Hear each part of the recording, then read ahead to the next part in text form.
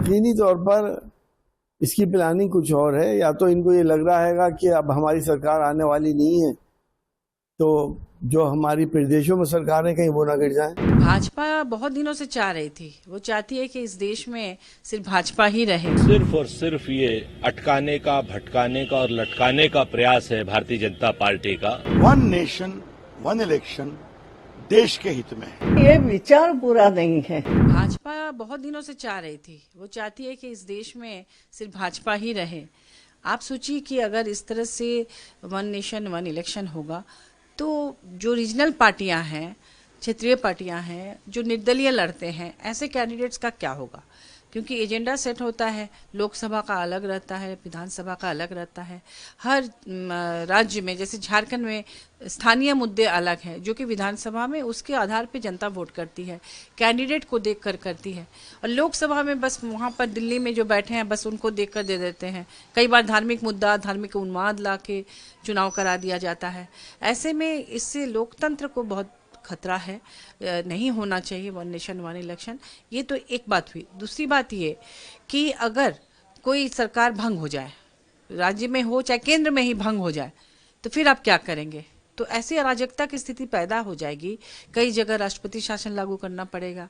जो गठबंधन की सरकारें हैं उनमें हमेशा तोड़ फोड़ और इसकी कोशिश होती रहेगी कि भाई वो टूट जाए, एक हट जाए, सरकार गिर जाए और राष्ट्रपति शासन लागू कर दें।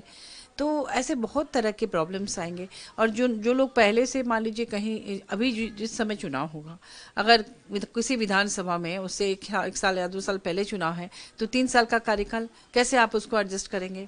जनता जिनको चुन के भेजी है 5 साल के लिए, तो फिर आपको संविधान में भी संशोधन करना पड़ेगा। 2 साल का कार्यकाल होकर फिर सरकार भंग हो जाएगी। तो इस तरह से नहीं करना चाहिए, इससे नुकसान है। और दूसरी बात कि अभी तो कैबिनेट से पारित कराया है, लेकिन मुझे नहीं लगता कि शीतकालीन सत्र में जब वो प्रयास करेंगे राज्यसभा और लोकसभा से करने का, ये संभव नहीं होगा। ये ऐतिहासिक निर्णय किया है। माननीय पूर्व राष्ट्रपति की अनुशंसा पर जो रिपोर्ट आई थी उसको एक्सेप्ट किया है। वन नेशन वन इलेक्शन देश के हित में है, वोटर्स के हित में है। खर्चा कम होगा, वोटर्स को सहूलियत होगी। अब आप देखिए, अभी चुनाव हो रहा है कश्मीर में और हरियाणा में। 2 महीने में चुनाव होगा महाराष्ट्र में, झारखंड में। फरवरी में दिल्ली का चुनाव है, फिर आगे बिहार का चुनाव है, फिर बाकी चुनाव होगा, फिर यूपी का चुनाव होगा। इससे काम सफर करता है, खर्चा बहुत बचता है। 5 साल बिता दिया, काम करिए देश के लिए। तो काफी चर्चा करने के बाद निर्णय हुआ है। मैं उम्मीद करता हूं बाकी पार्टियां इसका समर्थन करेंगी और ये 2029 से लागू करने का प्रस्ताव है। लेकिन सर, अपोजिशन इसका अपोज कर रही है, कह रही है कि एक राष्ट्रीय अध्यक्षों की बैठक तो कम से कम बुलाते हैं। अब वो तो आगे होगा ना, वो तो हर काम का अपोज करते हैं। जब एक बार तय हुआ है, संसद में आएगा, बिल के रूप में आएगा, चर्चा होगी। और प्रधानमंत्री ने कितनी बार रिक्वेस्ट किया है, देश हित के मामले में इस पर उनको विचार करना चाहिए। सिर्फ और सिर्फ ये अटकाने का, भटकाने का और लटकाने का प्रयास है भारतीय जनता पार्टी का। वन नेशन वन इलेक्शन किसी भी सूरत में अभी व्यवहारिक नहीं है। और जो भी इन्होंने रिपोर्ट्स दी हैं वो बिल्कुल व्यवहारिकता से परे हैं। कांग्रेस पार्टी इन सारी रिपोर्ट्स को खारिज करती है और ये मानती है कि ये सिर्फ भारतीय जनता पार्टी का भटकाने का शिगुफा है। ये बहुत सालों से विचार चल रहा है कि होना चाहिए। मेरे ख्याल से शुरू में हो रहे थे ऐसा कि पूरे देश में एक बार इलेक्शन अगर हो जाता है तो पूरे 5 साल वास्तव में शांति से तुम विकास के काम कर सकते हो। और बाद में जो भी है, कुछ राजनीतियां होती चली गई, कोई प्रदेश पिछड़ गया, कोई बार इलेक्शन बीच में हो गए किसी के, जो भी कुछ होता सबका इतिहास है।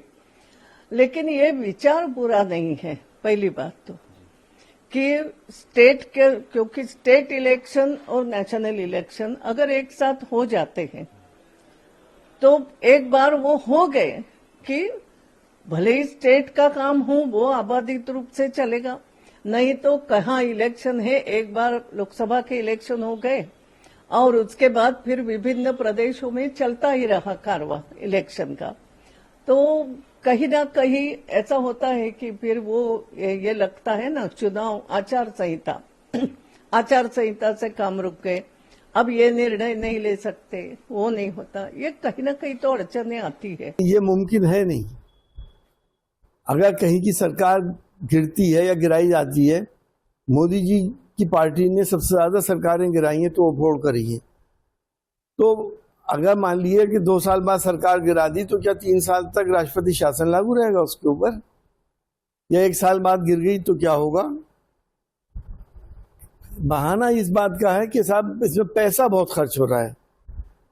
सबसे आसान तरीका यह है कि अब नेट के जरिए वोटिंग अगर हो जाए और सबका आइडेंटिटी बनी हुई है, सबकी आइरिस का आधार कार्ड से भी और फिंगरप्रिंट से भी, बायोमेट्रिक सिस्टम से, तो अगर आदमी नेट के जरिए वोटिंग कर दे तो कोई खर्चा ही नहीं आएगा और ईमानदारी से वोटिंग भी हो जाएगी और पता भी चल जाएगा कि कौन जीत रहा कौन हार रहा।